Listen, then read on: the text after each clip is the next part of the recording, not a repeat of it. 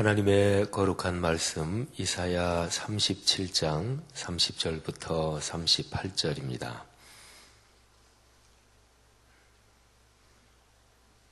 이사야 37장 30절부터 38절 다 같이 봉독하겠습니다. 하나님 말씀 봉독할 때 이미 하나님의 은혜가 내리시기를 축복합니다.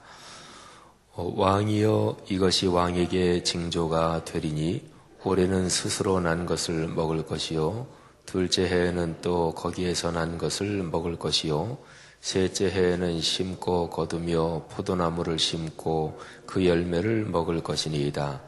유다 족속 중에 피하여 남은 자는 다시 아래로 뿌리를 받고 위로 열매를 맺으리니 이는 남은 자가 예루살렘에서 나오며 피하는 자가 시온산에서 나올 것임이라. 만군의 여호와의 열심히 이를 이루시리이다. 그러므로 여호와께서 아수르 왕에 대하여 이같이 이르시되 그가 이 성에 이르지 못하며 화살 하나도 이리로 쏘지 못하며 방패를 가지고 성에 가까이 오지도 못하며 흉벽을 쌓고 치지도 못할 것이요 그가 오던 길 곧 그 길로 돌아가고 이 성에 이르지 못하리라. 나 여호와의 말이니라.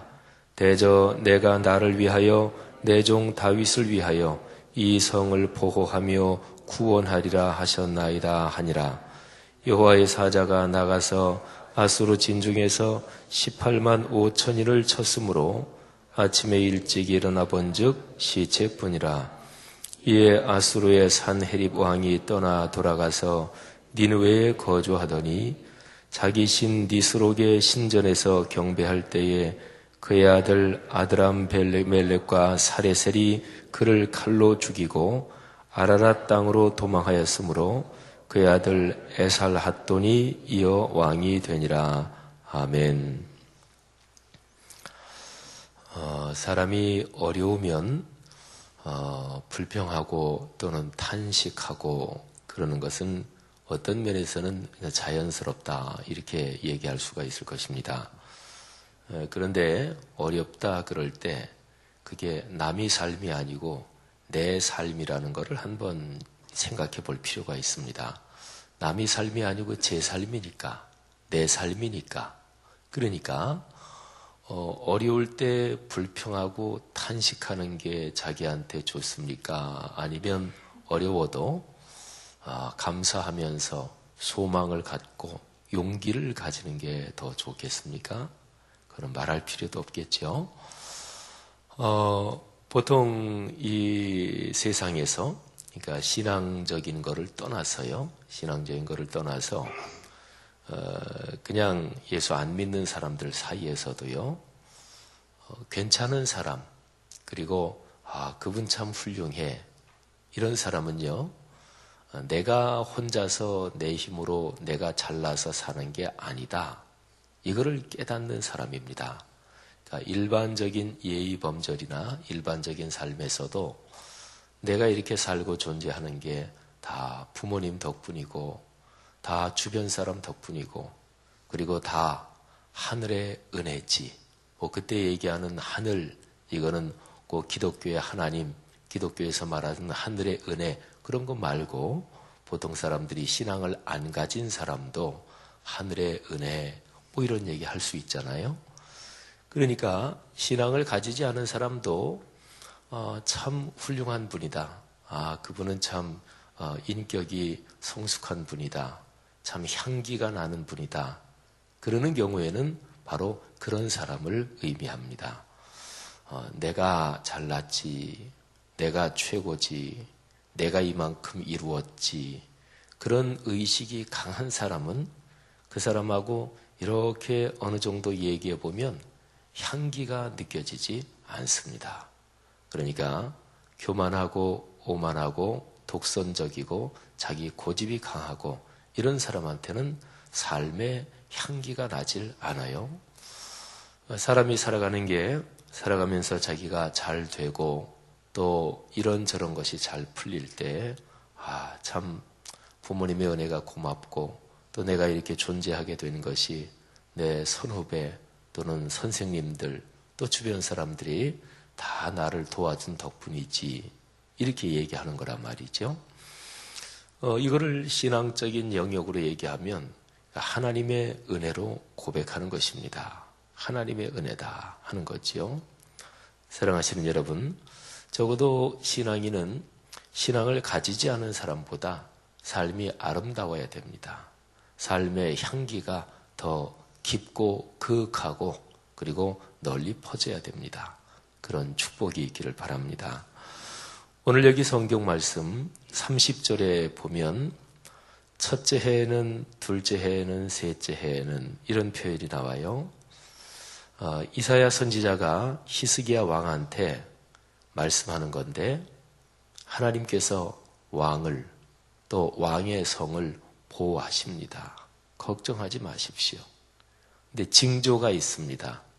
징조가 뭘 보여주는 표시를 징조라 그러잖아요. 하나님이 히스기야 왕과 그리고 예루살렘 이 도성과 이 나라를 지켜주시는데 그건 분명합니다. 그러면 지켜주신다는 표시가 무엇입니까? 그 표시가 다음과 같습니다. 첫째 해에는 스스로 난 것을 먹는데 그게 표시입니다. 징조입니다. 스스로 났다는 얘기는 심고 또 가꾸고 추수하지 않았는데 그냥 땅에서 저절로 자라는 거 있잖아요. 그게 징조입니다.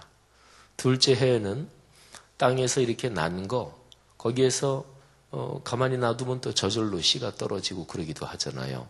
그러니까 또 거기에서 씨가 떨어져서 저절로 난 거 그걸 먹을 것입니다. 그게 징조입니다.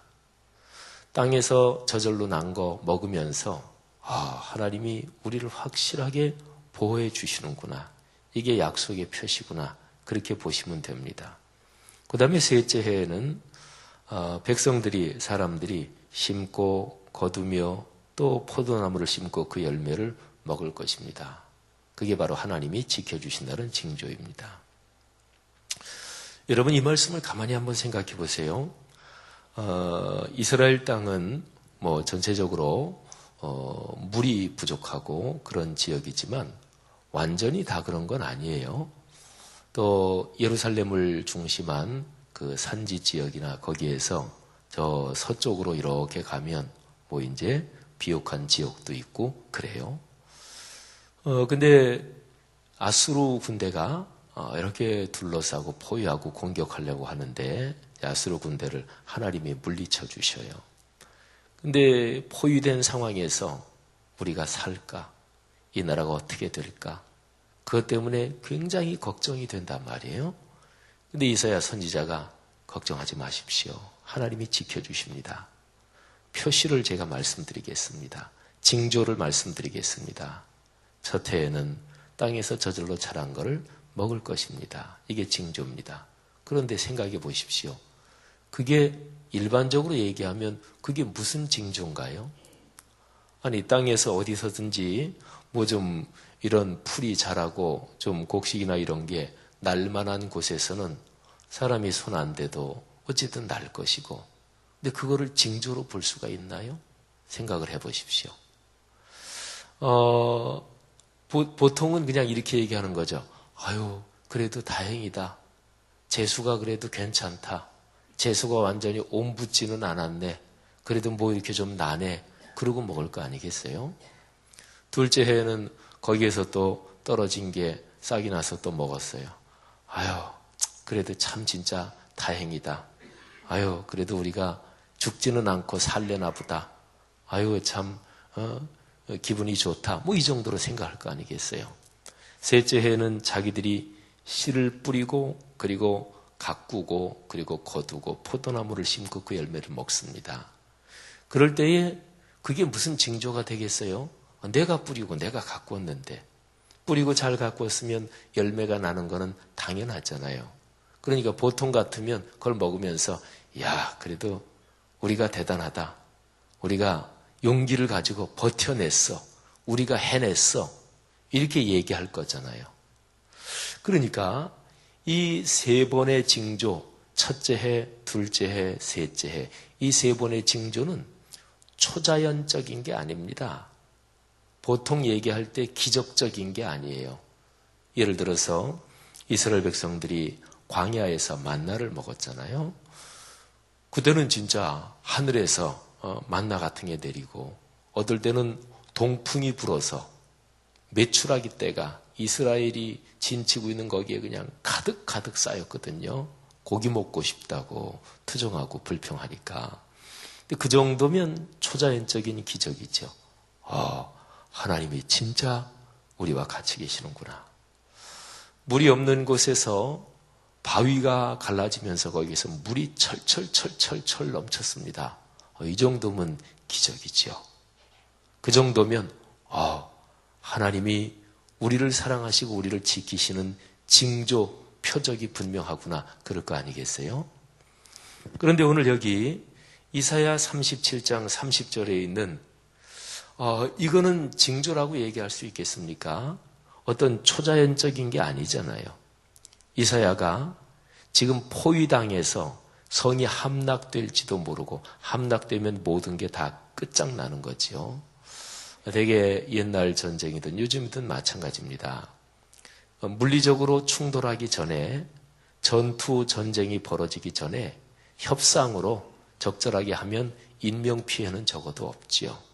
협상을 하게 되면은 약한 나라가 좀 밀리고 영토를 좀 이렇게 양보하고 등등 이런 건 있겠지만 인명피해는 없죠. 근데 옛날이나 지금이나 일단은 전쟁이 났다. 끝까지 버티다가 전쟁을 한다. 그러면 거기를 공격하는 쪽이 본때를 보여주는 거예요. 대제국들은 언제나 그랬습니다. 지금 아수르 제국이거든요. 근데 어떤 나라가 광대한 지역을 통치하는 방법이 여러 가지가 있어요. 근데 그 중에서 좀 안 좋은 방법이긴 한데 어떤 나라가 반역을 한다. 또는 순순히 말을 듣지 않는다. 그러면 아주 그 한 나라를 본때를 보여주는 거예요. 그래서 완전히 짓밟아버리고 아주 잔인하게 여인이고 어린아이고 또는 임신한 여인이고 할 거 없이 그야말로 입에 담을 수 없이 완전히 잔인하게 짓밟아버리는 거예요. 이게 옛날이나 요즘이나 똑같습니다. 독재하는 사람들이 그래요. 정보 정치하고 독재 정치하고 공포 정치도 그런 것입니다. 어느 한 사람, 어느 한 집단을 샘플로 완전하게 짓밟아 버리는 거예요. 그러면 이 소문이 퍼질 거 아니겠어요? 그러면 공포를 느끼죠. 두려움을 느끼지요. 아수르 제국이 그랬어요. 그러니까 지금 그런 상황에서 포위를 당하고 있어요. 그런데 이사야 선지자가 걱정하지 마십시오. 하나님이 지켜주십니다. 지금 아수르의 군대가 그 산헤립이 화살 하나도 예루살렘 성을 향해 쏘지 못할 것입니다. 아직은 이제 전쟁이 벌어지진 않은 거니까. 그런데 앞으로도 그렇게 못할 것입니다. 그리고 자기 나라로 돌아가 버릴 것입니다. 근데 그 징조로 얘기해 주시는 게 그게 첫째 해 땅에서 저절로 난 거 먹고 연명을 한다는 거지요. 먹을 게 없어서 굶어 죽진 않는다는 거지요. 둘째 해 거기에서 또 씨가 떨어지고 저절로 그렇게 자란 거 먹을 것입니다. 이게 징조입니다. 셋째 해 여러분들의 손으로 자기 손으로 씨를 뿌리고 땀 흘려 가꾸고 그래가지고 열매를 걷어 먹을 것입니다. 그런데 이게 징조래요. 여러분 믿음이 없는 사람의 눈에는 초자연적인 기적을 보여줘도 안 믿습니다. 마음이 다친 사람한테는 별별 얘기해도 안 믿습니다. 성경에는 증거가 너무너무나 많아요. 아까 제가 이스라엘 백성이 광야 생활할 때 하나님이 베풀어 주신 기적에 대해서 말씀을 드렸죠. 메추라기, 그리고 만나, 그리고 바위에서 물이 났단 말이에요. 성경을 읽는 성도들은 이런 생각 혹시 들지 않나요? 구약 성경의 출애굽기나 민수기의 광야 생활에서 일어난 기적들을 보면서 이런 기적을 나한테 한번 보여주면 나는 진짜 평생 아주 그냥 잘 믿을 텐데 이런 생각 혹시 들지 않으세요? 이스라엘 백성들은 그런 기적을 보여줬는데도 그들은 또 불평하고 또 원망하고 그랬습니다. 왜 그랬을까요? 그는 마음이 닫혀 있었기 때문에 믿음이 없기 때문에. 이게 문제입니다. 외적인 기적이 문제가 아닙니다. 내 마음이 열려있느냐 닫혀있느냐, 내 마음이 순종할 마음이 있고 내 마음이 겸손한가 교만한가, 이것이 문제입니다. 말씀을 가장 잘 가르치셨던 분이 누굴까요? 창조 이래로 지금까지 사람 중에서 그는 예수님입니다. 예수님은 하나님이시기도 하셨지만 동시에 또 사람이기도 하셨으니까, 예수님은 그분이 말씀 자체니까, 그분이 이 땅에서 33해 동안을 사시고 특별히 3년 동안 공적 활동을 하시면서 그분이 말씀을 가르치셨는데, 그때에 그분이 가르치셨던 것보다 더 말씀을 잘 가르치시는 분이 누가 있겠어요, 그죠? 근데 그분이 말씀을 가르쳤는데도 듣지 않는 사람들이 있었습니다. 그분이 그렇게 진리의 말씀을 가르치는데도 그분을 미워하고, 그리고 그분을 향해 아주 독한 마음을 품는 사람들이 있었어요. 대표적인 예가 바리새인 서기관들이었습니다. 이유는 자기들의 이익이 침해당한다, 그런 것입니다. 그러니까 신앙생활을 해도 내 이해관계, 내가 이익이냐 손해냐, 내가 어떻게 계산이 되느냐, 이거를 중심으로 신앙생활하는 게 어느 정도 습관이 되면 거기에서 헤어나오지 못해요. 여러분, 이거는 중대한 얘기입니다. 신앙생활은 내가 손에 쥔 거를 놓는 게 신앙생활이에요. 그리고 하나님의 뜻에 순종하는 게 신앙생활이에요. 그렇게 거기에서 축복이 있는 거예요. 그리고 그렇게 내 마음을 열고 주의 거룩한 말씀에 순종하고 이렇게 한두 걸음 계속 나가다 보면 기적이 눈에 보이기 시작해요. 땅에서 저절로 났는데 그게 기적이라는 걸 알게 돼요. 내가 내 손으로 수고했는데 주님, 이 놀라운 기적 감사합니다, 이렇게 되는 거예요. 아까 오늘 본문 말씀에서 얘기한 대로 첫째 해 땅에서 난 거 먹으면서 어떤 사람은 그럴 거예요. 이야, 하나님이 우리 지켜주신다 그러더니 이게 뭐냐?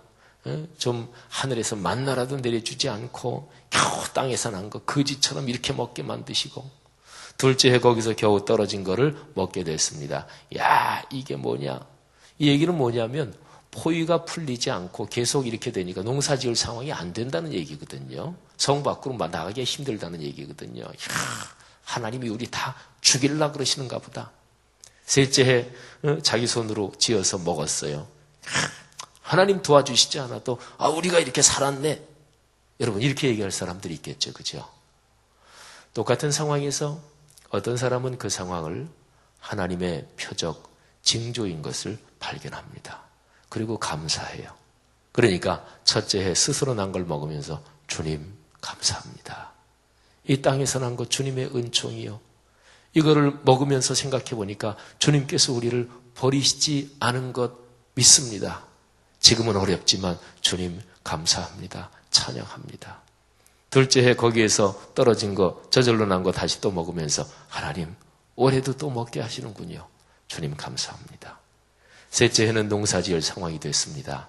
열심히 농사 지으면서 막 씨 뿌리고 성 밖으로 나가서 이제 적군이 다 물러갔으니까 그냥 막 그 땅을 이제 일구고 하면서 감격하는 거예요. 하나님, 우리 손으로, 제 손으로 다시 이렇게 땅을 팔 수 있다니 하나님 감사합니다. 여러분, 내 마음을 한번 살펴보세요. 감사거리가 혹시 없으신 분이 계십니까? 요즘 목사님 감사할 거리가 뭐가 있어요? 여러분, 적군에게 포위돼서 둘러싸여서 그야말로 어쩌면은 잔인하게 죽을지도 모르는데, 그런 가운데서도 이사야 선지자는 하나님의 사랑의 징조, 표적을 볼 수 있다고 말씀하십니다. 여러분, 내 삶에서 원론적으로 얘기하면 상황이 어떻든 상관없어요. 제 아무리 어렵고 어쨌든 상관없고, 하나님을 믿는 사람은 자기의 삶에서 늘 감사거리를 찾을 수가 있는 거예요. 말하자면 내 삶을 돌아보십시오. 유별난 표적을 많이 구하지 않습니까?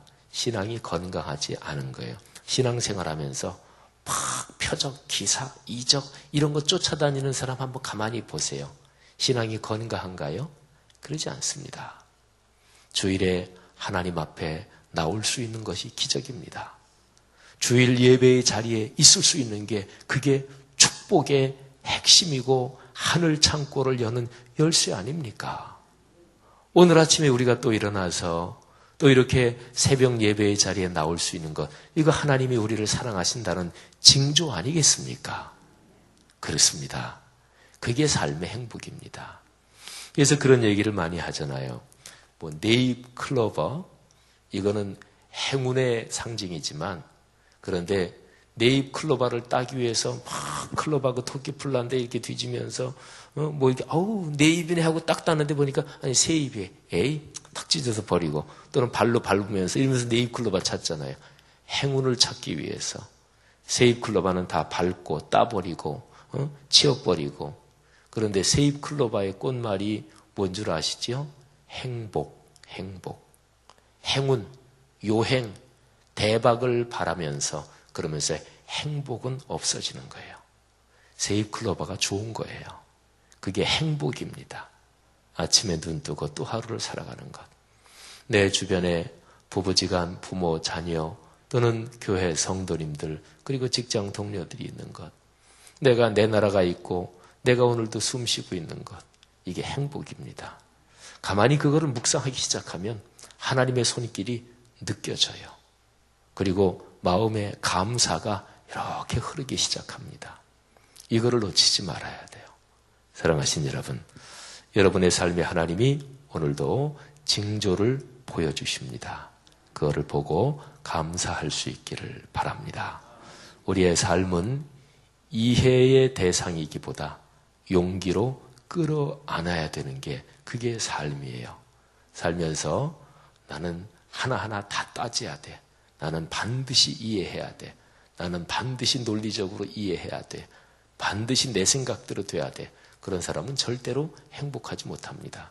삶은 이해할 수 없는 게 많고 내 생각대로 안 되는 게 많고, 삶에서 중요한 거는 삶은 하나님이 내게 주신 선물이고 또는 소명이고, 그래서 용기를 가지고 끌어안고 그냥 걸어가는 거죠. 그런데 거기서 마음이 열리면 하나님의 징조들이 보입니다. 그러니까 삶이 행복한 거죠. 오늘 하루 그런 복이 넘칠 줄 믿습니다. 하나님 아버지 은혜 감사합니다. 오늘 이 말씀 새벽 예배 나오신 우리 귀한 성도님들에게 큰 복이 되는 줄 믿습니다. 오늘도 내 삶에서 보여주시는 하나님의 징조들을 보며 감사로 하루 걷게 하옵소서. 성도들의 가정 경제를 하나님이 각별히 축복하옵소서. 취업이 되게 하시고 사업, 직장, 가게 잘 되도록 하나님 축복해 주옵소서. 또 최선을 다하게 하옵소서. 성도들 가운데 병에 걸려서 힘들어하시는 분들 하나님이 지금 이 시간 안수해 주옵소서. 지금 성령으로 기름 부어 주시옵소서. 병원에 입원해 있는 성도들 속히 퇴원될 수 있도록 건강을 회복시켜 주옵소서. 하나님, 연세가 드셔서 몸이 여기 또는 저기 약해지신 분들 삶의 지혜를 주셔서 최선을 다해 자신의 몸 건강 잘 관리하시도록 어르신들 축복하시며, 또 하나님이 은혜를 주셔서 저 영원한 하나님 나라로 하나님이 부르실 때까지 건강 잘 유지하시며 사시도록, 그리고 자손 잘 되는 것 보고 내가 섬기는 교회 영적으로 부흥하고 아름다워지는 것 보며, 그러면서 건강하게 경제적으로 넉넉하게 장수하시도록 축복해 주옵소서. 본격적인 더위가 지금 오고 있습니다. 하나님, 더위에 연세 드신 분들, 몸 약하신 분들 하나님이 각별하게 붙잡아 주옵소서. 오늘 수요일입니다. 오늘 저녁 수요 예배 때 하나님이 또 큰 은혜 주시기를 원합니다. 예수 그리스도 이름으로 축복하며 기도 올립니다. 아멘.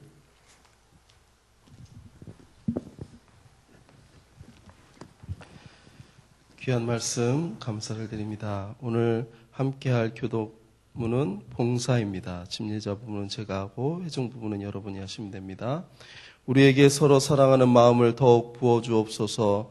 교회 안의 작은 교회들을 넉넉하게 축복하옵소서.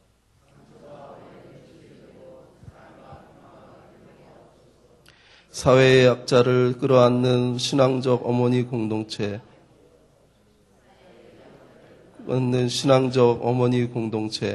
소외된 계층을 돌아보는 사회적 희망의 공동체, 올바른 가치를 살아내는 정신적 공의의 공동체이게 하옵소서. 우리 교회가 여기 있어 지역사회와 시대가 복되게 하옵소서. 아멘. 주님이 가르쳐 주신 기도하시겠습니다.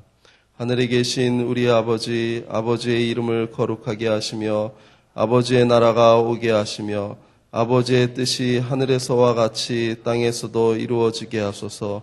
오늘 우리에게 일용할 양식을 주시고 우리가 우리에게 잘못한 사람을 용서하여 준 것 같이 우리 죄를 용서하여 주시고 우리를 시험에 빠지지 않게 하시고 악에서 구하소서. 나라와 권능과 영광이 영원히 아버지의 것입니다. 아멘. 지금 들은 말씀이 내 삶으로 이어지게 하옵소서. 지영은 담임 목사님의 건강과 사역의 성령의 놀라운 역사가 넘치게 하옵소서. 전도 대상자마다 주님을 영접하는 은혜가 있게 하소서. 오늘 수요 예배를 통하여 말씀으로 성령의 새 힘을 주옵소서. 꿈송 페스티벌 오늘 3, 4교구 많은 이들이 말씀 암송을 통하여 은혜가 넘치게 하옵소서. 박근혜 대통령과 국무위원 및 정치인들에게 하늘의 지혜를 주옵소서. 이 여러 가지 기도 제목과 각자 가지고 나오신 기도 제목 아래 주신 후 돌아가도록 하겠습니다. 기도하겠습니다. 살아계셔서 역사하신 주님, 오늘 말씀을 통하여 우리의 삶에 늘 감사하는 마음을 넘치게 하여 주시옵소서. 사망을 보지 않도록 주님 인도하여 주시고 전능하신 아버지 하나님께서 우리의 삶에 역사하시는 귀한 은혜를 누릴 수 있도록 주님 인도하여 주시옵소서. 우리 여러 가지 삶 가운데서 우리의 삶을 돌아보며 주님께 감사하는 자리로 설 수 있도록 우리의 마음과 우리의 심령을 주장하여 주시기 원합니다. 하나님의 거룩한 일들이 우리의 삶에 펼쳐지게 하시고 하나님의 복된 일들이 우리의 삶에 나타날 수 있도록 주님을